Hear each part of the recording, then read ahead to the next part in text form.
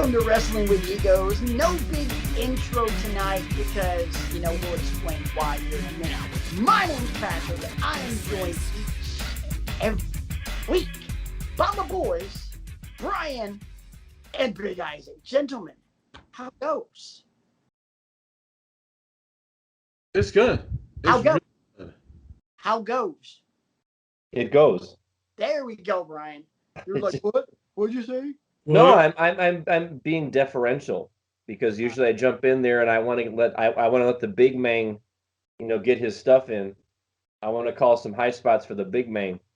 Well, I Nice. appreciate that. Appreciate it. Big It man. doesn't always have to be about me. I mean, sometimes it is, but most of the time it's not. It's all good.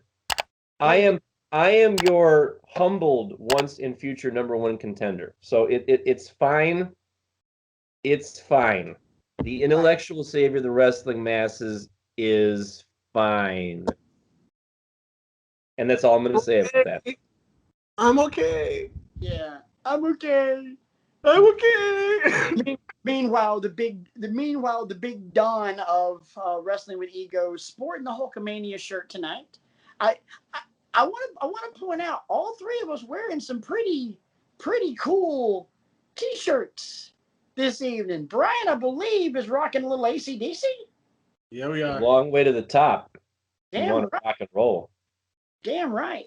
For those about to rock, we salute you. Don't get me started on AC/DC. Got the Hulkamania and the Captain America going. So yeah, it's a pop culture festivity tonight. So let's be honest, boys and girls, nothing really catastrophically huge happened this week in the world of professional wrestling. Yeah, Shingo Takagi is your new IWGP World Heavyweight Champion after beating Okada at Dominion. That's awesome. But we're really not going to devote an entire flipping show to that. We're going to devote just that time for it because, RJ's not here, so nobody's really following New Japan as hardcore as he does. So when he shows up, we might talk about it. So me and the boys were wondering, we're talking rather. We talk on this show so much about the grand timeline of professional wrestling. Each moment and where in the wrestling timeline does the business change forever? Those big paradigm shifts in wrestling. And no, we're not talking about the Jon Moxley finisher. We're talking about like the cataclysmic shift in culture. And we decided, why not? Let's talk about that tonight. No trivia, no GOAT discussion, nothing else. Just this. And in our pre-show meetings, it seems like we're on to something, and I think it might be a fun topic. You guys are welcome to chime in. Always hit us up on Twitter. You guys have seen those. You guys have seen our lower thirds already, so you know how this is going to work. You can email the show at wrestlingwithegos@gmail.com. Don't forget to like, subscribe, share, click the bell for notifications, leave comments, and don't forget the Facebook page, Wrestling with Egos. We're all there. You've seen the link for the Google repository as well. So, hey, we would love to get your 2 cents in, and you guys have a good point. We'll talk about it. We'll even talk about it next week and debate it, just like we're going to debate all the things we're going to talk about tonight. So here's where I was. Yes. So allow us to go all the way back to 1905, where the late great George Hackenschmidt. I can't. I'm sorry. I just we're not going back that far in time, folks. It's not going to be a 9-hour show. I breaking already, and I was like, yeah, I'm just counting to see how long he's going to last. 4, 3, 2. Exactly. So let's be honest. The three of us, although all three handsome devils, we're not necessarily the youngest cats in the entire world. At the same time, we ain't old either.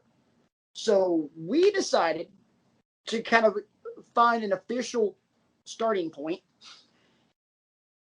let's start at the biggest moment that happened after we were all born. We're all, we're all late 70s in our birthdays. Some Huh? 73. Okay, I didn't think you were that much older than us, buddy. 48. Okay. Gotta Okay. put it there. Brian, you're not the old guy anymore. Happy days are here again. Hey, by the way,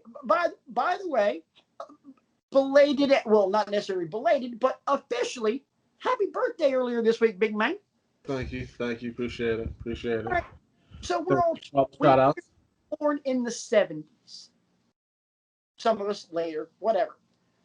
So let's find the biggest moment that happened after all three of us were on this earth. And that happened in January of 1983 when Hulk Hogan beat the Iron 84. Okay, thank you. When Hulk Hogan beat the Iron Sheik to become the WWF champion for the very first time, which you can make the argument that's where Hulkamania truly started. Granted, it started earlier in the AWA and everything else, but the true launching point of Hulkamania was right there in Madison Square Garden. So we decided to start there. And from there until now, June 11th, 2021, we're going to go down the timeline and find those pivotal moments where everything changed. First thing I would think of after Hogan winning the title, the next big one has to be WrestleMania 1. Wouldn't you guys agree? I would agree because of all that it represented. It was a huge business venture, a huge gamble. To assemble all of these stars from all different parts of the territorial era and, put together a wrestling event that you bought on closed circuit pay-per-view at the time. And was this going to pay off? Nothing like it had ever happened to that point. Right. So it altered the way we consume big wrestling events. Very much so. Truth be told, I've used the phrase on this show, without this moment, we're not having this discussion. And this is one of those moments. Not having a discussion without WrestleMania 1. Because wrestling's not as big as it is without WrestleMania 1. And let's not sweep it under the rug either. It was not like WrestleMania 1 was far and away a rousing success either. I mean, it was, they were, as I recall in my history lessons and all that, it took them several weeks after the event to realize that, okay, we made some money off of this. It wasn't like it was an overnight success. Right.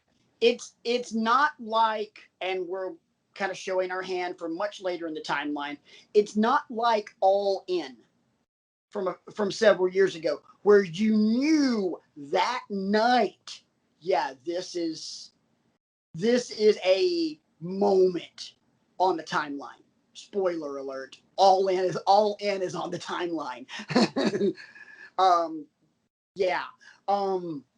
So I think we go from WrestleMania 1. My opinion, guys, and if you guys feel differently, chime in. I don't think we have another big moment until WrestleMania 3.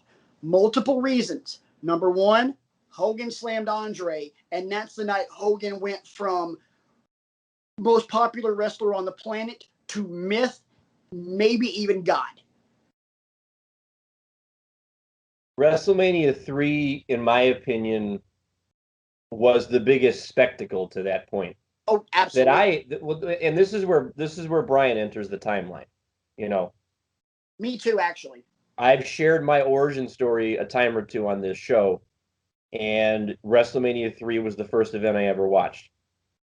And for me now, it isn't just about Hogan and Andre anymore. There are great matches all up and down the card. The most obvious one being Savage and Steamboat. But it's not a throwaway card by any stretch of the imagination. You have your comedy, you have your technical wrestling, and then you have the headliner. But the other point that I was going to make, besides Hogan and Andre and Isaac, I would love to hear your opinion on this part. This was also the first WrestleMania that was pay-per-view. 3 was pay-per-view. 1 and 2 were closed circuit. But you guys also remember back in that time, and specifically that era, you had to have a little money. Right. To have closed circuit TV. Me, I had to go to somebody else's house. I'm not gonna lie. Didn't get it. I did watch it eventually. WrestleMania 3, went to my boy's house to watch it. And it was a big deal. All the points that you just made, Hogan, Slam, and Andre, Ricky the Dragon Steamboat, Macho Man, phenomenal match. It set the bar way too high for everything else that was to come. We can get into that card all we want, but that's not the driving point of what puts this pin into the map. I think what you're getting at is all the eyeballs that were on the product all of a sudden. Yes. Yes, there were north of 90,000 people in Pontiac watching it, but also all of the people that were able to get it in their homes, and now it's gone from a curiosity to something you seek out all the time. But aside from pay-per-view, let's circle back to what I said to begin with, and this is the point I think you guys are missing. At this point, guys, who was the one guy that was putting asses in seats for the WWF? Hulk Hogan. Hulk Hogan. When Hogan slammed Andre, Hogan went from just being the guy that put asses in seats to God. The cover of Sports Illustrated, the toys, the merchandising. Hogan, Hogan became Hogan on this night.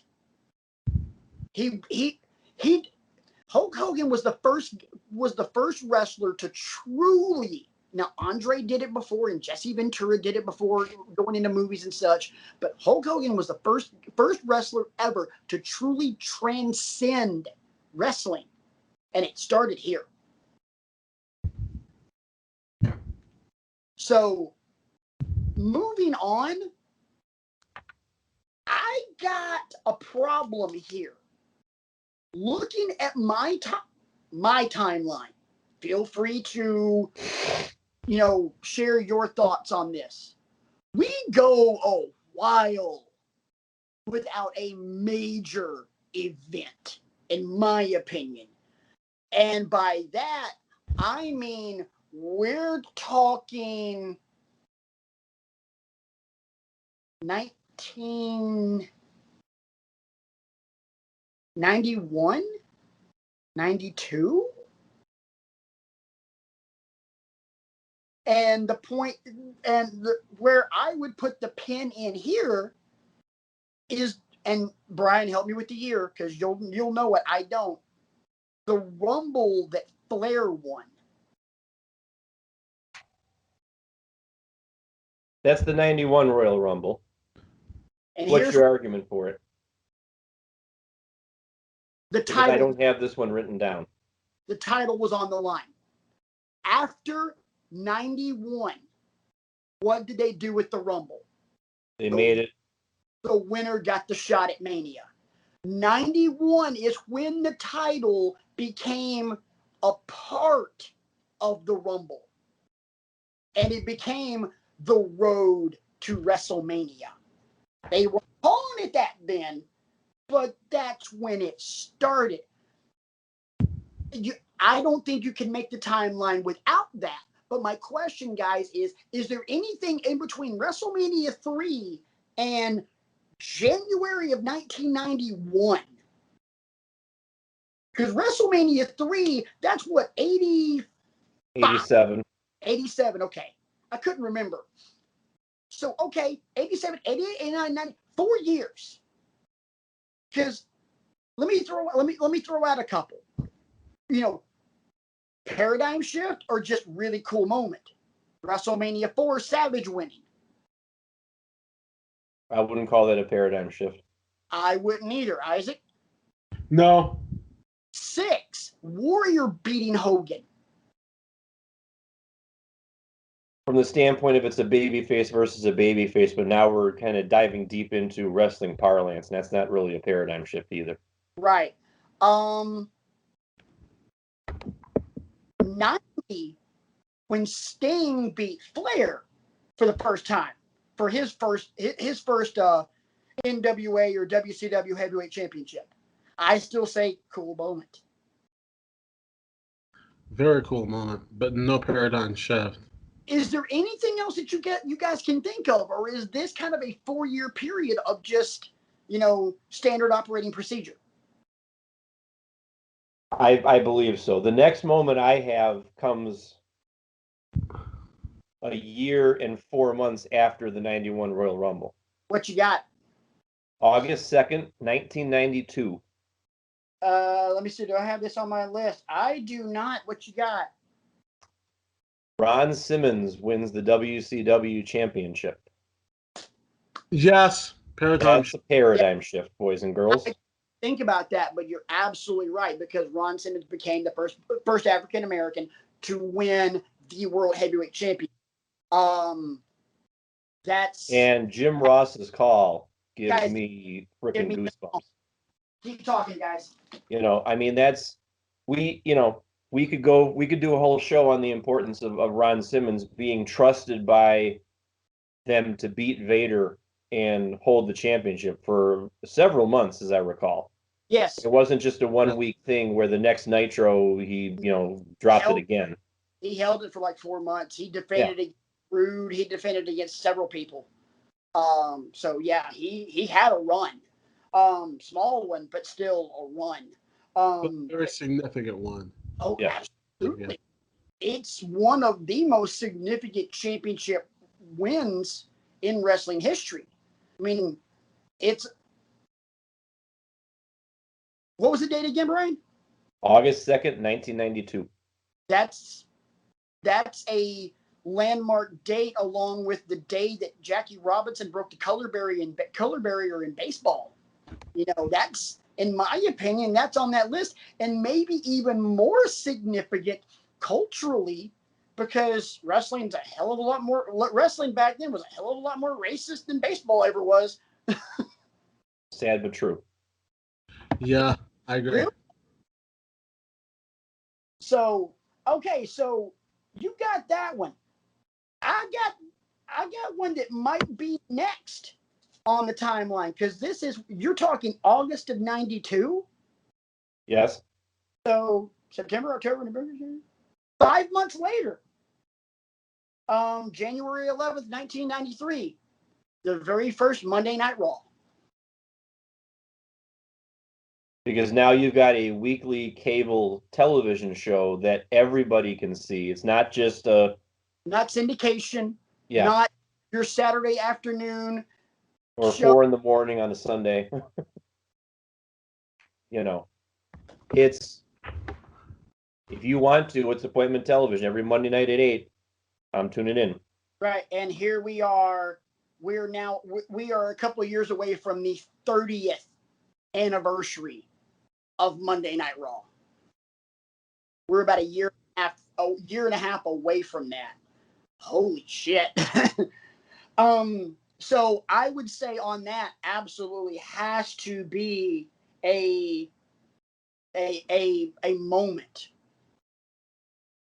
Where is your next one, Brian? Because Isaac, I know you didn't really map out a whole lot, but I know you said you were gonna kind of just, be the judge and jury of this a lot. So I've got some stuff, but I don't have dates, so I'll throw them out and we can fill in the blanks at that time. all right. All right. hang on. Let me see where Brian's going right now with his next one. And if you've got one that's in that same time frame, throw it out there, and we'll put it in place. So I can tell that I impressed both of you gentlemen with Ron Simmons. Yeah. Very We are much. currently in January of '93. We're going to go a year and a half later. We're going to go 3rd, 1994. What month again? July 23rd, 1994. I don't have this one. What you got? The steroid trial. Wow, I totally forgot about that. Yeah. Yeah. While I was waiting for you to come on, I actually read the Wikipedia article about the substance of the trial and why charges were brought. Because I think we all know why charges were brought. For the uninitiated, there was a doctor who was accused of being in WWE's employ and distributing steroids to people, which, if you are a sanctioned sport, you can't do it. It's a no-no because, Right. We all know the problems with PEDs in baseball and, football and all these other sports. That's So when that's where the, well, this isn't really a sport. WWE, for lack of a better term, had to come out of the closet on this one. Yes. Not using that term to make light of, the fact that it's Pride Month. God, no. Anybody that knows me knows that I'm an advocate. But, I can't think of things were exposed at this point. Yes. The curtain was pulled back. Yes. And we all learned truly the truth that,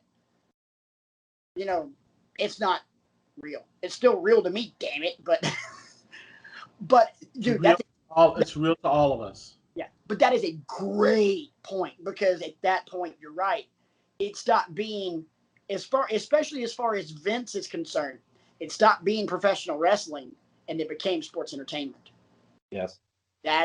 You're right. That's when that happened.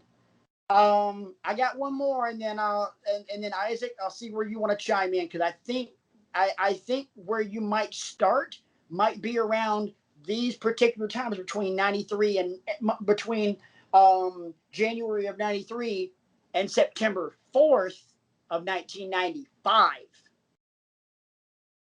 You guys have any idea? I have one in 95, but it's not in September. What month is yours? Enlighten me. December. Huh? December of 95. Okay, so mine's first. The very first Monday Nitro. Okay. I can see that. Yeah. I can see Do that. you have a date? September 4th. Okay. September 4th, 1995, Mall of America. I watched it. Main event was Sting and Flair. And Lex Luger came out. And we all looked at each other and said, holy. Yeah. Exactly. And that's actually one of the reasons why, aside from the fact that it's a competitor on Monday night, that's one reason. But the fact that their very first show, shots fired. Honestly and truly, there's one you could back up on. We could rewind the timeline a little bit. When, I don't know what year it was, but when Hogan signed with WCW. What, the first time? Yeah, when Hogan signed with WCW in like 90, 90, 93, 94, somewhere around there, because when Nitro launched, he was already there. That would have to have been after the steroid trial. Right. So that might have been like late 94. Yeah, I can write that down.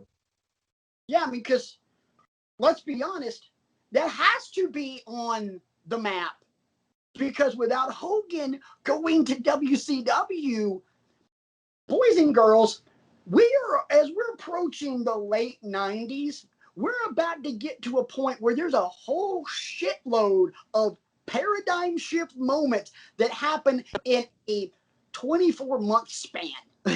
And I'm not exaggerating about that. And a lot of those, especially, hell, all of those on the WCW side do not happen without Hogan signing in WCW. So this has to be a moment. And what this exercise is also throwing in a significant relief for you, boy, is even though his star has dimmed quite a bit for me, it cannot be understated how integral Hulk Hogan has been to the wrestling business. Absolutely. You know, I mean, For- I won't go off on a sidebar with how much respect I've lost for the man. The Right. bottom line is he's betted himself so many times, and more often than not, it's come up roses. Right. For years, wrestling was always, I don't watch wrestling, but that's that thing Hulk Hogan does, right? Yes. I mean, come on. So I mean, And I'm not going to lie to the Wrestling with Egos viewers and say that I wasn't a Hulkamaniac when I was a kid, because that would be lies.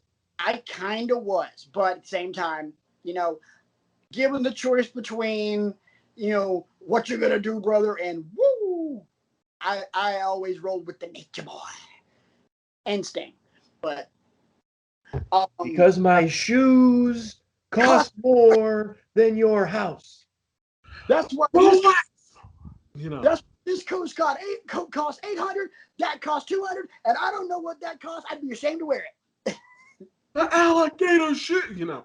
Yeah. So anyway, September 4th, 1995 is, for me, that's a game changer because, ladies and gentlemen, that doesn't necessarily begin the Monday Night War. But they're coming. It But sets shots fired. it sets the table for the Monday Night War. And the Monday Night War is coming in about a year. I thought about something in between there. And Go. I don't know exactly what year it was. We'll figure it out. Roddy Piper hitting Superfly Jimmy Snuka in Piper's Pit. That was that was That early. was early 80s. Those early 80s. Yes. That was around WrestleMania 1-ish stuff Yeah. around. Oh, one more before I think about it. Holy crap. One more before I think about it. Jimmy Superfly Snuka jumping off the top of the steel cage on down the Rock Morocco. Before the timeline. Is that before the... Okay, my... And I would argue those are just cool moments, both of them.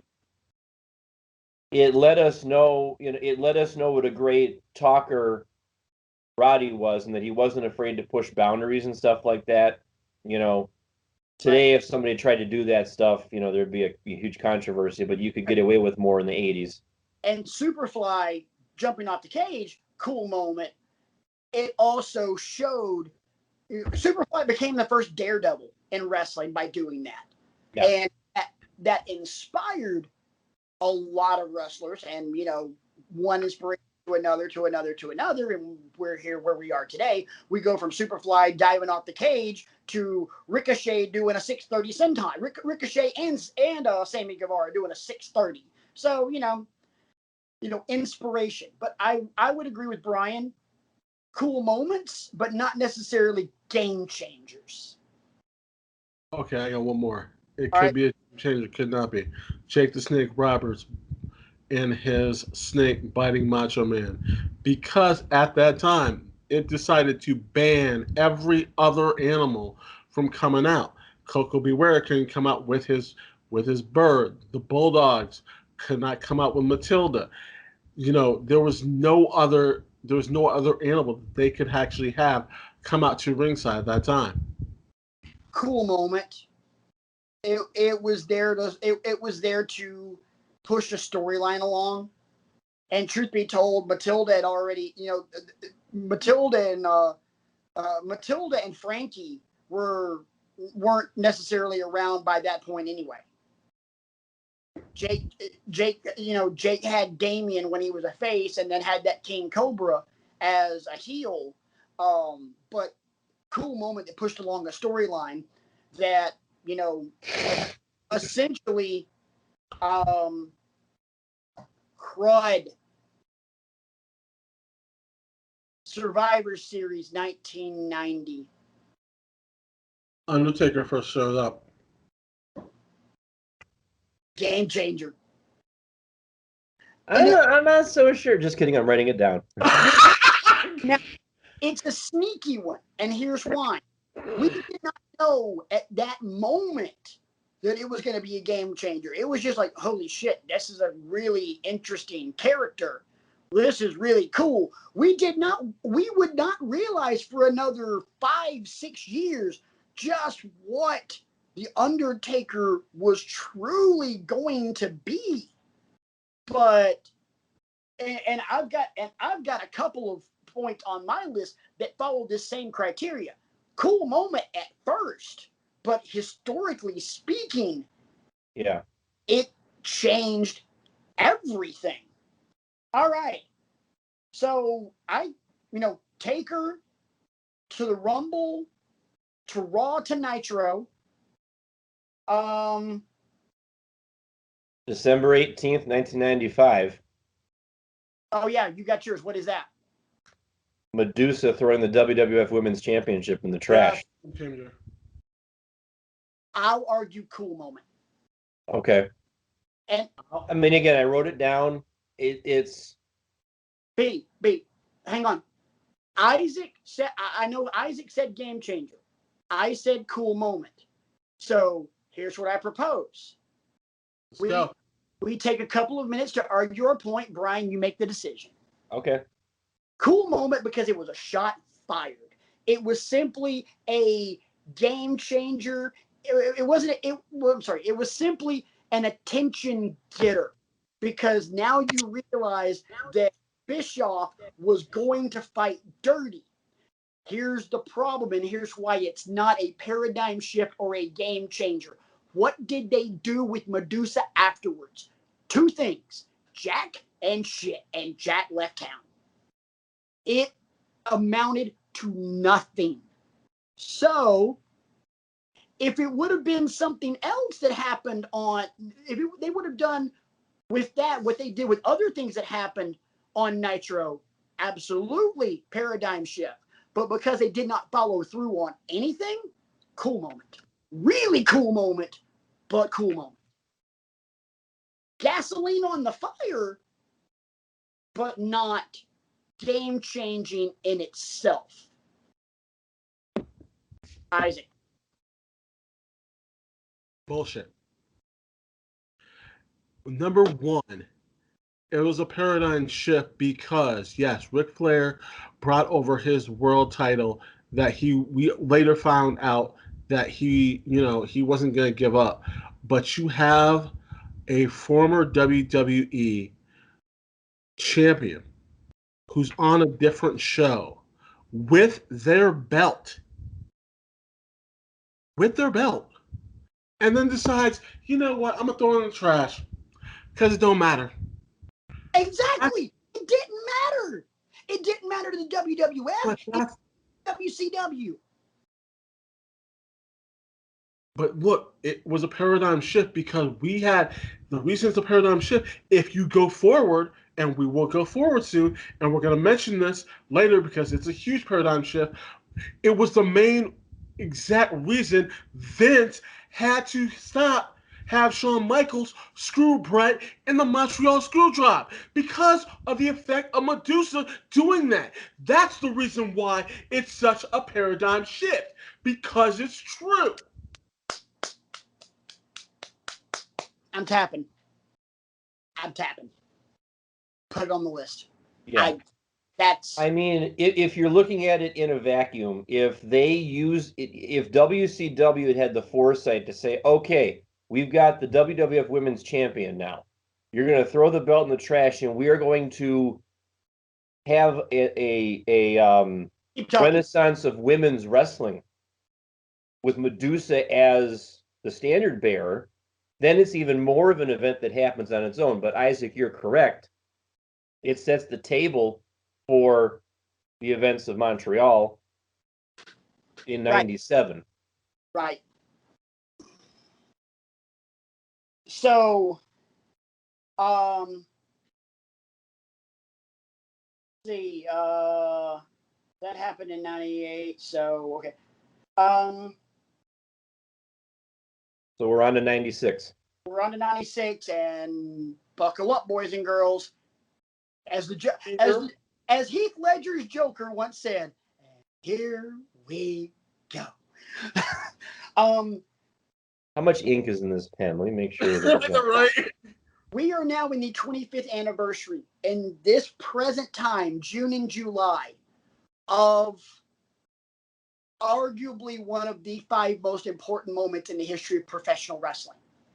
And I'm just going to lump them all together because they all happened within weeks of each other. Scott Hall, Kevin Nash, leading up to July 7th, 1996, the night Hulk Hogan turned heel and the NWO was formed.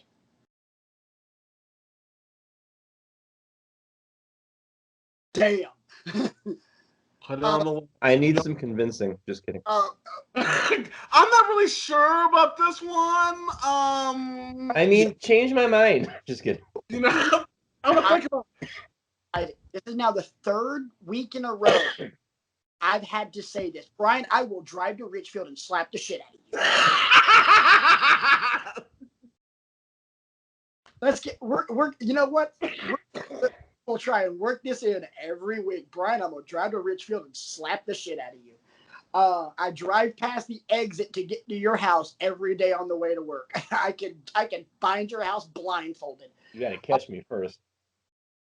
I probably could. Your wife would probably help me just for the sheer comedy of it. Yes, you would, which is Yeah. We dearly love the Lovebird, but you know what? Let's be honest. The Lovebird, she's a little twisted sometimes. She is not to be messed with. No, she's not. And again, she's a little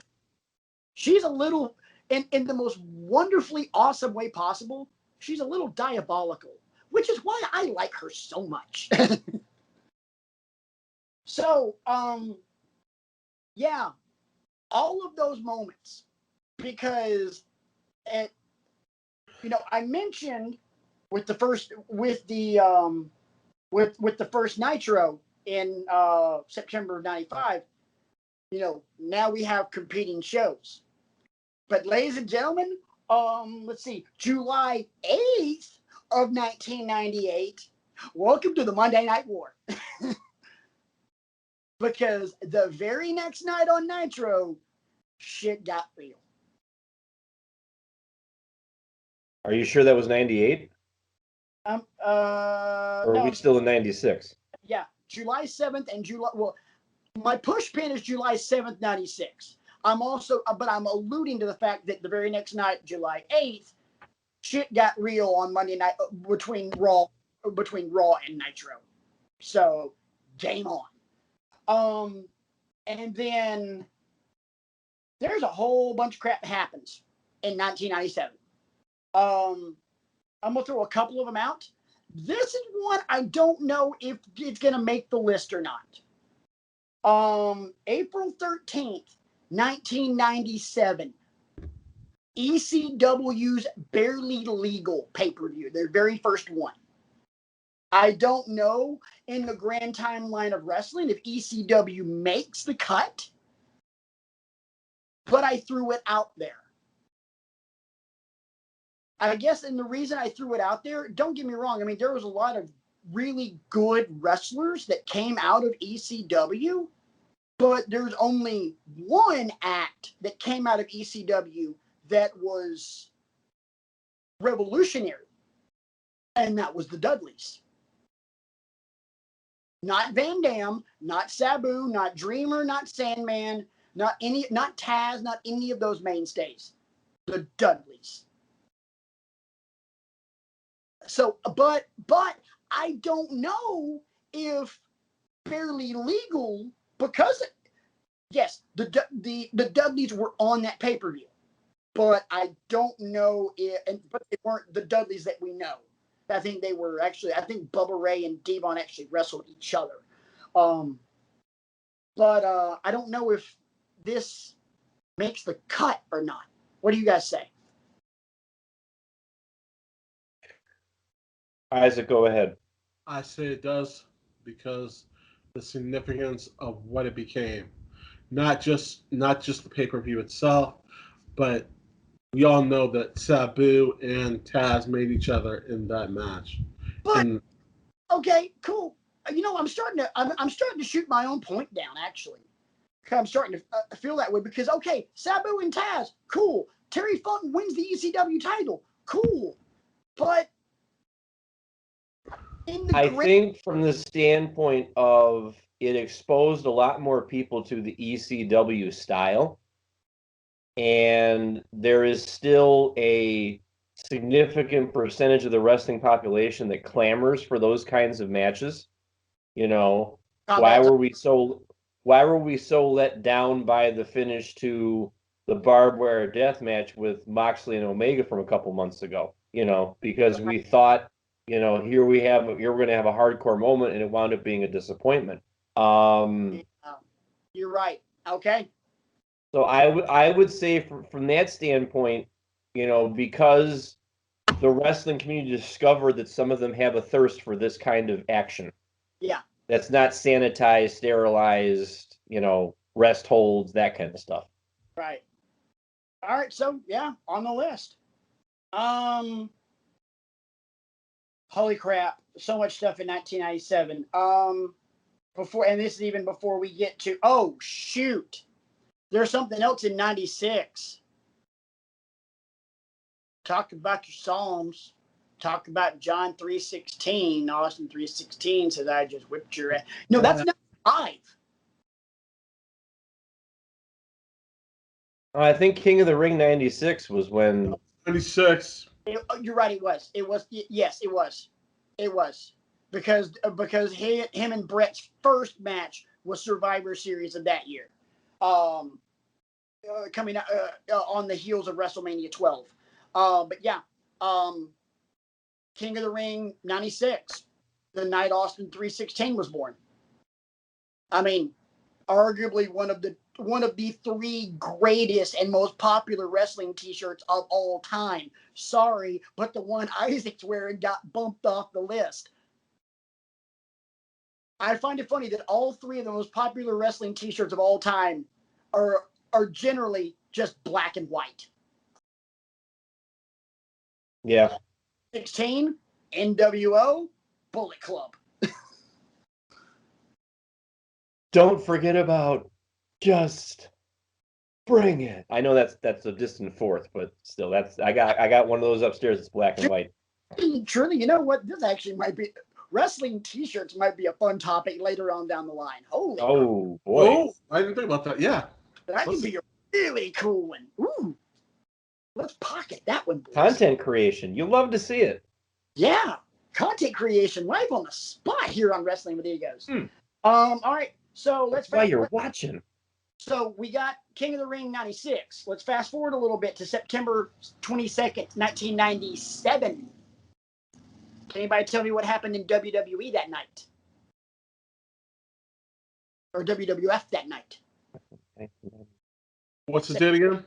September 22nd, 1997. I'll even tell you where it was. Madison Square Garden. Is that the curtain call? Nope. Curtain call wasn't even on my list. No, because it could have been the curtain call because remember, they already did that and they were already in WCW at that time. Right. The NWO curtain call was 90. Curtain call was 96. Yeah, that had to be early 96 because remember. Do either of you want to argue for that one? No. Or is that just a moment? That was a moment. Okay. Moment. I'll go ahead and tell you. The first time that Austin stunned Vince. Yes. Almost.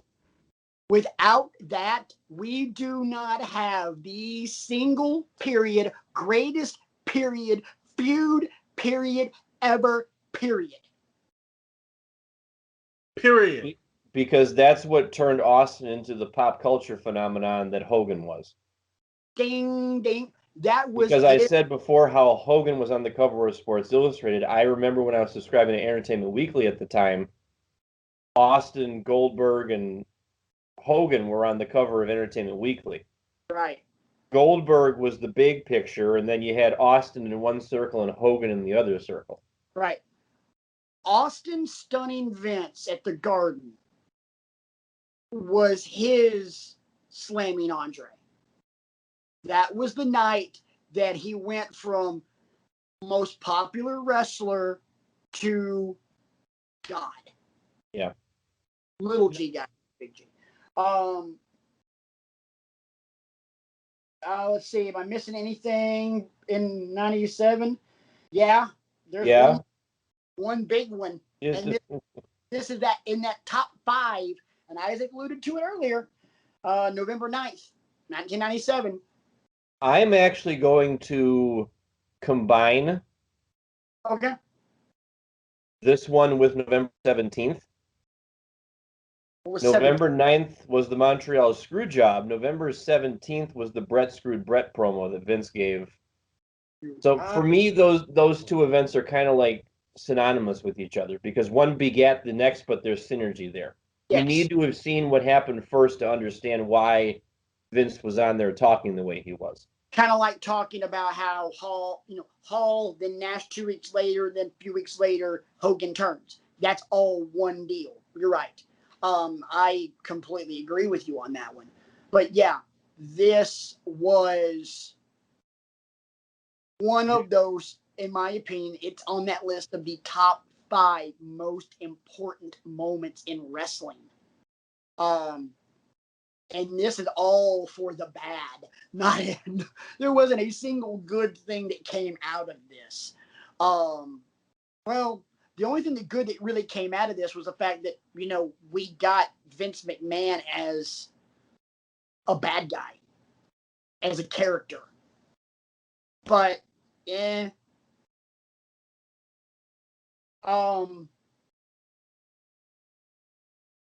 so let's go ahead and move on. Let's see, 98. I got a couple. Oh, wait, no, I only have one from 1998. You guys might have some more, Brian. But I actually have nothing from 98, believe it or not. So these are some gaps you can fill in. You're going to hate yourself on this one. June 28th, 1998. Good God Almighty, they killed him.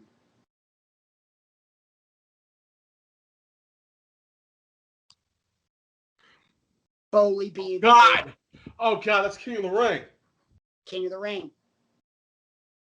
Undertaker, Mankind, Hell in the Cell. I say paradigm shift because the same way we argued and put ECW barely legal on the list, this changed Mick Foley forever, not just physically. But this was a night where wrestling became more violent, and it stayed that way. This was by sheer accident, but it changed everything. You said June 28th? June 28th, 1998. Okay. Yeah.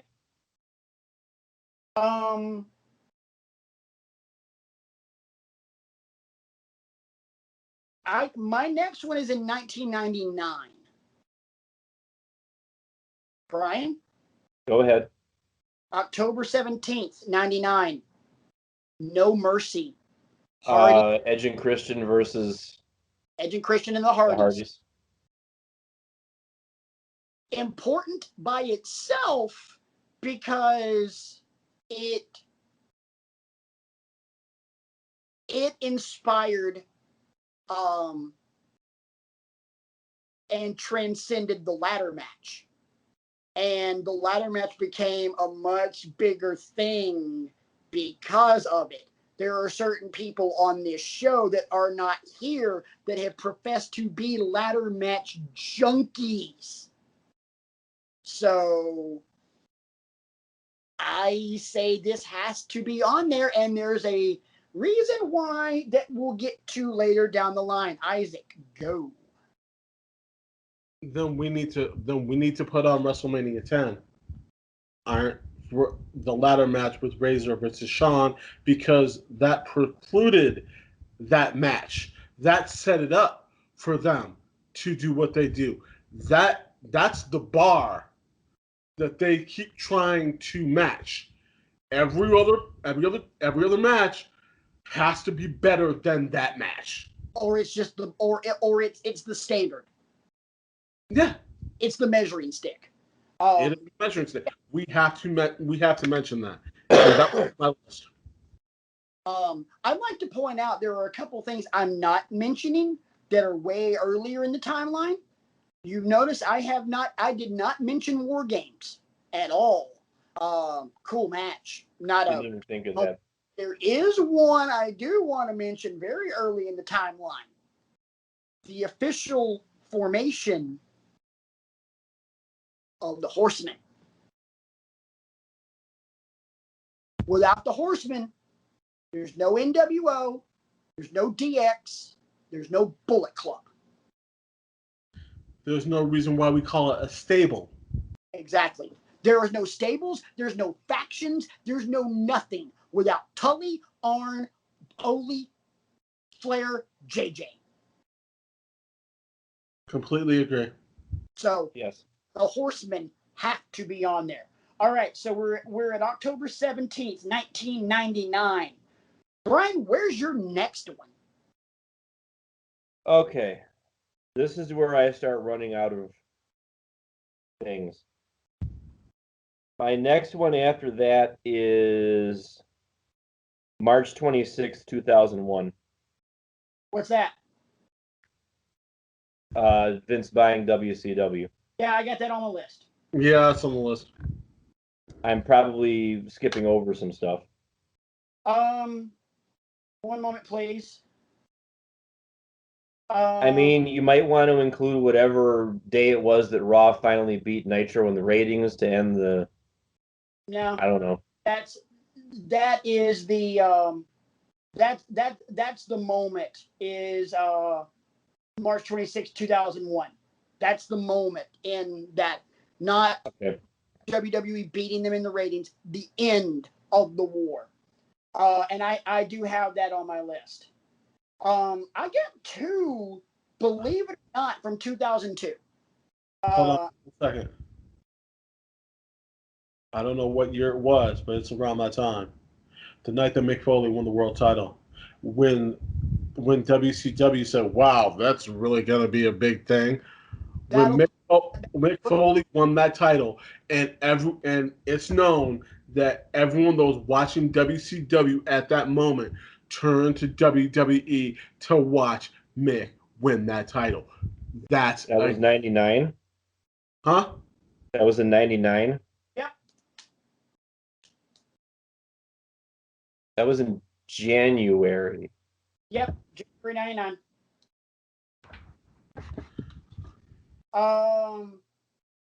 Actually, I've got. Holy crap! There are three back to back in 2002 that I think have to be mentioned.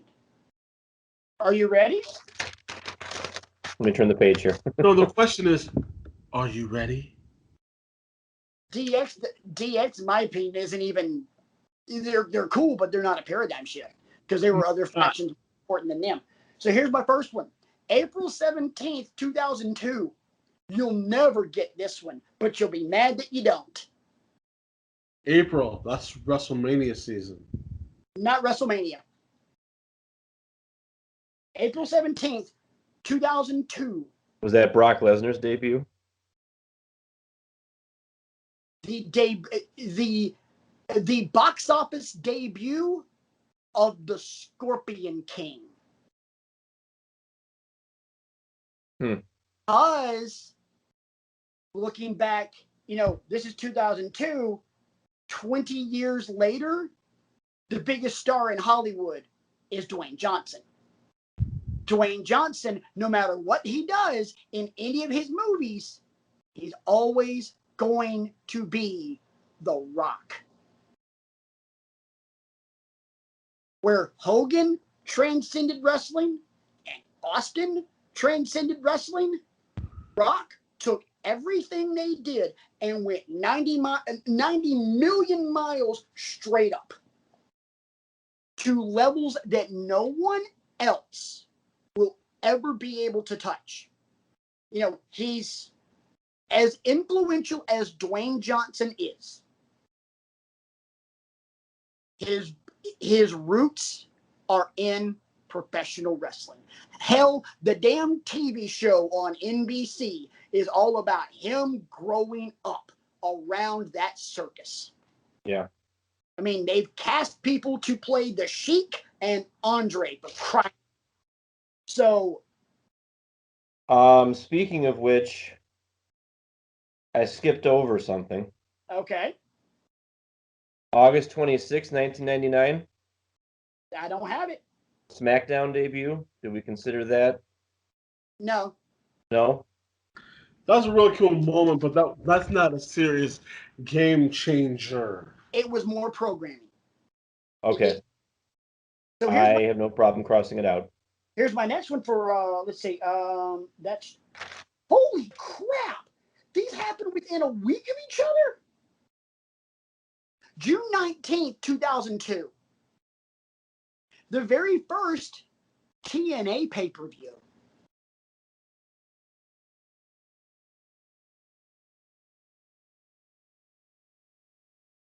I'll let you guys think about that before I have to make my argument. I don't think you need to make an argument because it was the first.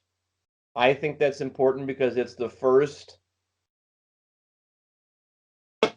viable alternative Not the reason I'm going with, but you're right. to it gives wrestlers another place to ply their trade because by this point, you know, when WWE bought WCW, you've bought your competition. Right.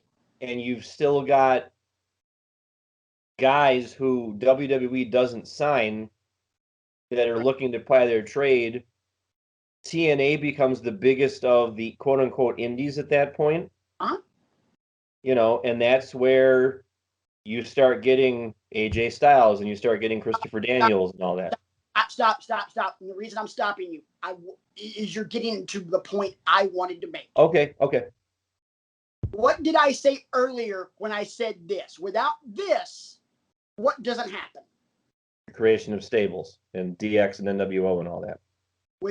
And I'm showing my hand a little later down the timeline on this one.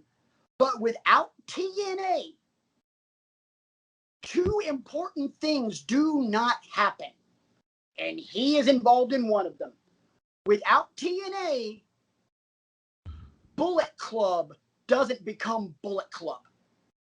Because while Prince Devitt founded Bullet Club on May 3rd, 2013, Bullet Club doesn't become the cultural phenomenon that it is until Devitt leaves to go be Finn Balor, and he's replaced by that guy, AJ Styles. So without TNA, AJ Styles ain't AJ Styles. What was the other one that I was gonna make? There was another point to this. I got one when you're done. The other point to TNA. Oh yeah. Some of the older guys that are involved in TNA, some of the coaches like Jerry Lynn, people that are involved backstage and wrestling like Frankie Kazarian and Christopher Daniels. The point that I'm trying to make is that without TNA, AEW does not exist. Because TNA, Impact, whatever you want to call it, gave guys a platform outside of WWE. Let me point out the fact that before the Young Bucks really became the Young Bucks, they were Generation Me in TNA. After Stardust was released from WWE, and before he went to New Japan to become the American Nightmare, Cody, and a member of Bullet Club, the American Nightmare, Cody, made his debut on Impact, kicking the crap out of Mike Bennett, also known to WWE fans as Mike Kanellis. So TNA, while it might not be the best content sometimes, had its influential moments. Just like the XFL had its influential moments on the way sports are shot across the board. From a filming perspective. Isaac, you said you had one. This goes back to May 23rd, 1999. Okay. That was the night that Owen Hart passed away. Yep. Influential. Absolutely. Huge. Yeah. I don't want to talk about that anymore. That goes on the list. Absolutely. Let's move on because I'd like to stay positive about this. My other one, remember how I said there were 2 moments, holy crap, they're a week apart? I have 2 words for you, and it's not suck it. I'm not going to scream it either. Ruthless aggression. Slap. John Cena debuts. Slaps Kurt Angle. The birth of the Ruthless Aggression era. But more importantly, the debut of John Cena. Got a date on that? Yes. Where'd you go? Oh, June 27th, 2002.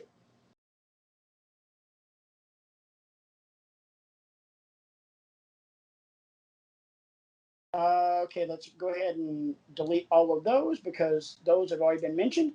My next one doesn't happen until 2005. I've actually only had 3 more things on my list.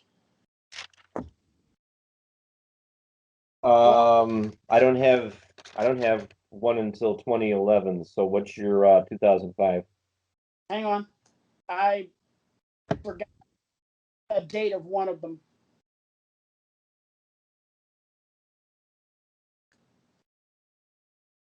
Looking it up. Because I actually only have 4 more myself.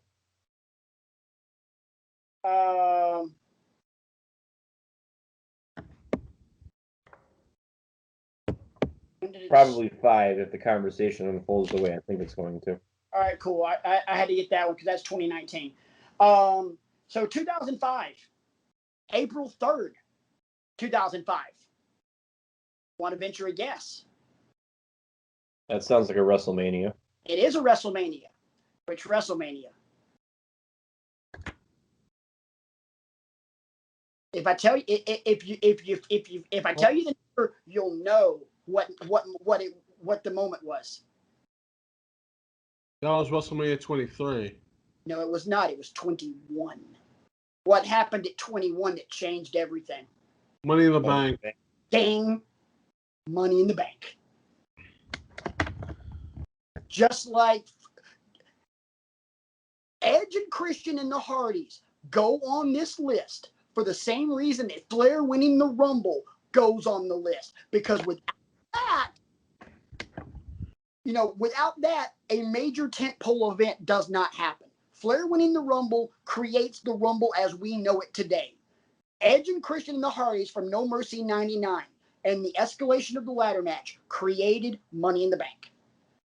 There you go. My next one, we got that one. That's 19. Okay, here we go. I am June 20th, 2012. You'll neither one of you will ever get this. Thank you for having faith in me, jerk. No, you'll never get it. Brian, you want to take a guess? I'll give you a hint. It's debut of the Nexus. No, is WWE related. You're kind of close, though. It is WWE related and kind of close to the Nexus, in a manner of speaking. Is this the one where Brett and Sean bury the hatchet? No. June 20th, 2012 was the first episode as a actual wrestling program and not a reality competition of NXT. So one of mine is February 27th, 2014. That's when NXT debuted as in its current incarnation.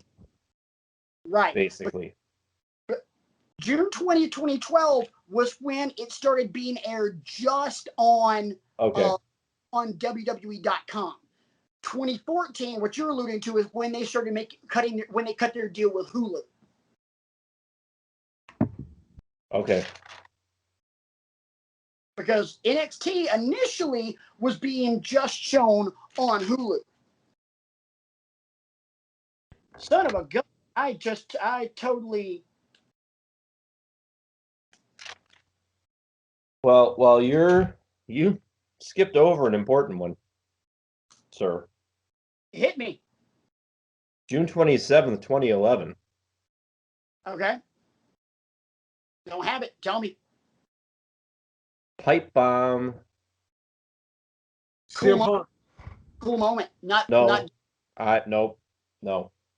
The reason I want to include it is because it didn't make CM Punk God in the way that, Rock and Cena and Hogan and all these people were before him.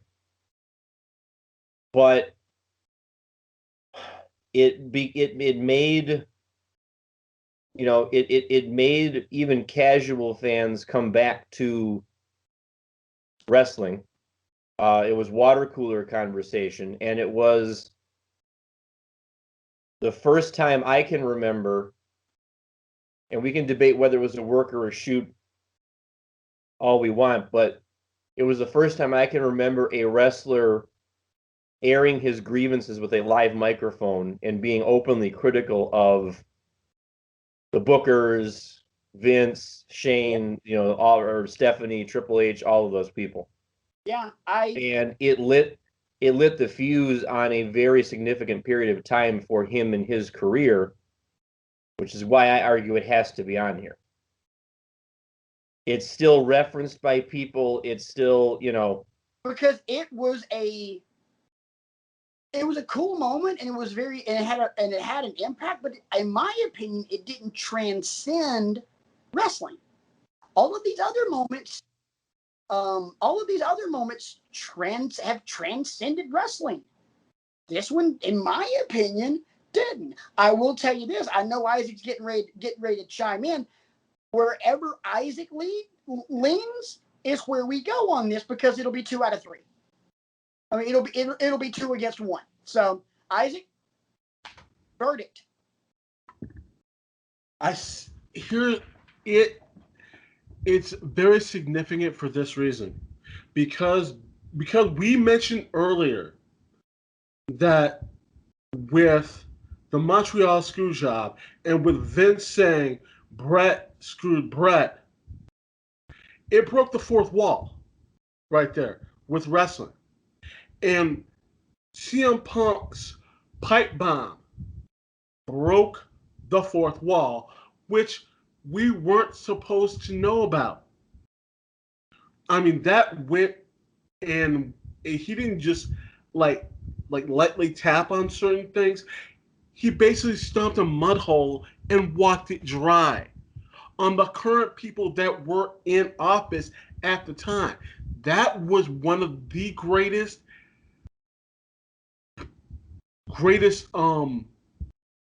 promos ever. That broke the fourth wall, and no one else had done it to that degree since Vince broke it. Okay. It's got to go on. I, It's got to. I'll concede on it because you guys both agree on it. I'll be alone on this one, but it's both of you guys, and I can't. Again, 2 against 1. So cool. Put it on the list. I don't agree with it, but you know what? I don't have to agree with it. This isn't my list. This is our list. This is a Wrestling with Ego, not Patrick's ego. Even though my ego is the reason this show is called Wrestling with Egos. All right, so I got a couple. I mentioned one of them earlier, May 3rd, 2013. I'll just keep this one simple. Bullet Club. Without Bullet Club, wrestling as we know it doesn't exist.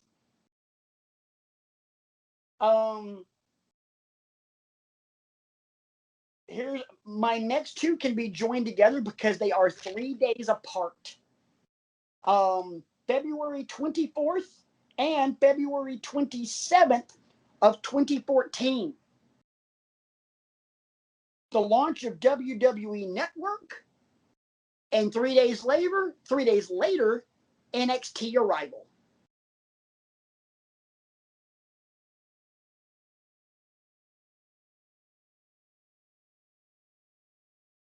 Arrival then became Takeover, and Takeover on a major pay-per-view weekend is a shitload better than the main roster stuff. Takeovers are appointment television now. Doesn't matter whether it does not matter if it's in the Capitol Wrestling Center, Full Sail, or in Chicago. Does not matter. So those two for me go on there. I have two more, and we're going to fast forward all the way to 2018, September 1st. All In. Which then leads to my last one, and the last thing on the last piece of my timeline, which would be October 2nd, 2019, AEW Dynamite. I've got that one. Isaac's got one. He's got his hand up. Go. We're also forgetting something that is truly significant. April 7th, 2019. WrestleMania 35. First women's main event of WrestleMania. We can sit here and be sexist all day, but we cannot forget that. You're right. And that's, in my opinion, that's why everything about the launch and the arrival of NXT has to be documented in the grand time capsule timeline of wrestling, because without NXT, we don't get WWE's four horsewomen, and without that, we don't get this match. One leads to another, Without the Horsemen, there's no DX, NWO, or Bullet Club.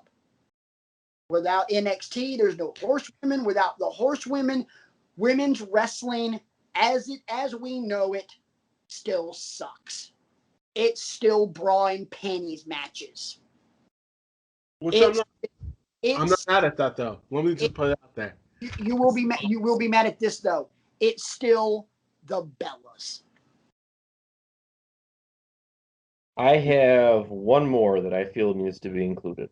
Okay, hit. October 28th, 2018. My mom's birthday.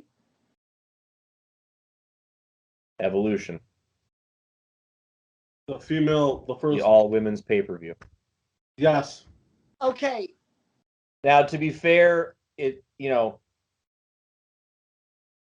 haven't done much with it, and yes, they won't. Triple H shot his mouth off this week and said, well, it's one of those things where the fluid situation, we already did it once, that kind of thing. And I think Triple H sometimes talks himself into a corner on these interviews and stuff like that. But I think it's significant because it proves that there is an audience for a show where it's all female and they're all wrestling and they're all in different kinds of matches like that. And it's legends versus the stars of today. And, you know, it sets the table for what Mickie James might be getting ready to do with NWA. So, okay, because of this, in my opinion, the only reason this pay-per-view existed is because of what year was this? 2018, October 28th. Royal Rumble 2018. Whatever date that was. Ronda Rousey's debut.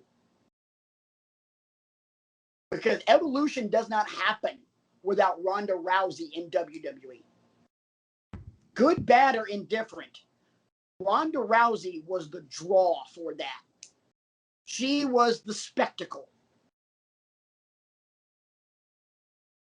Granted, she got eyes on product and everybody realized, holy crap.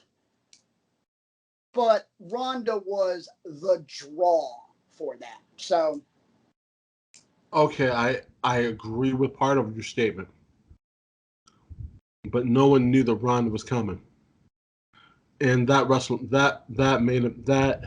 had already happened, and then Ronda showed up. Oh, Ronda was on Evolution. She beat Nikki Bella to retain the title.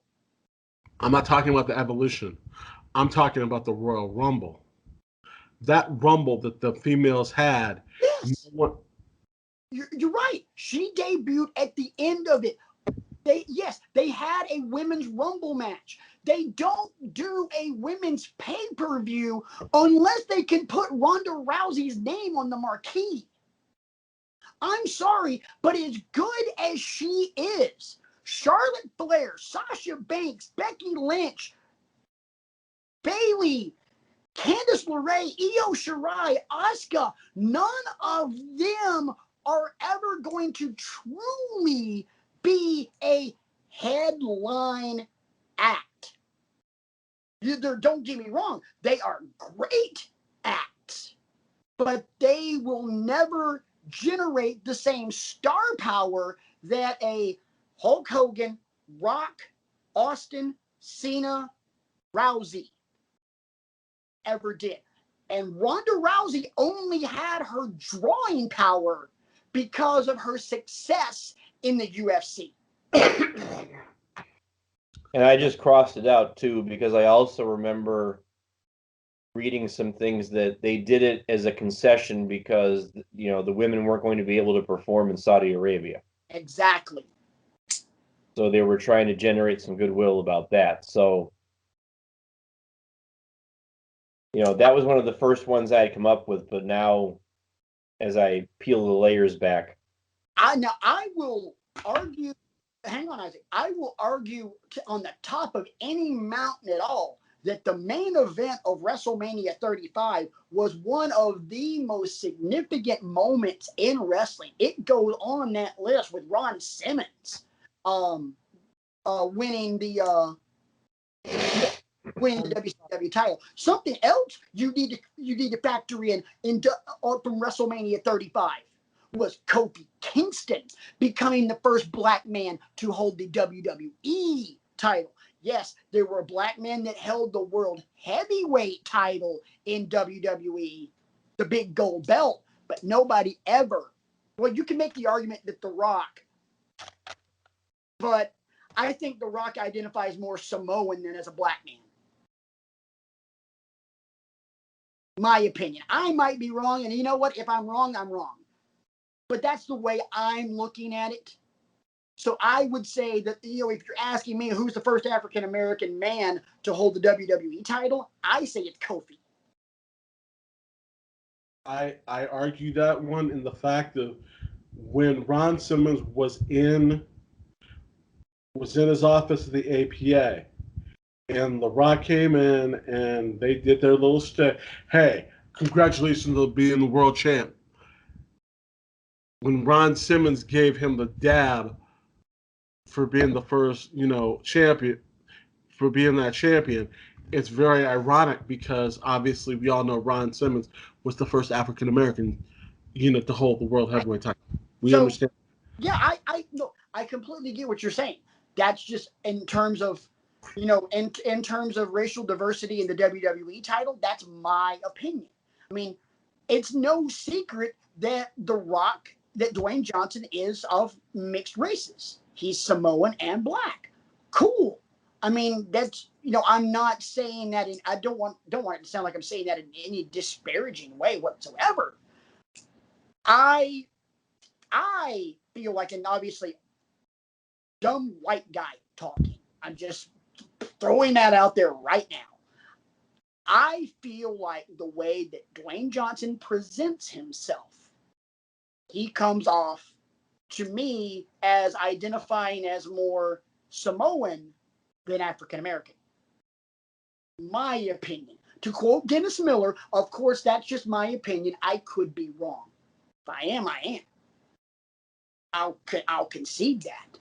But again, being the fact that that's how I view The Rock, I still say the first African American man to win the WWE Championship was Kofi Kingston at WrestleMania 35. So from a cultural perspective, I would say that WrestleMania 35 is one of the most important pay-per-views ever from a cultural perspective.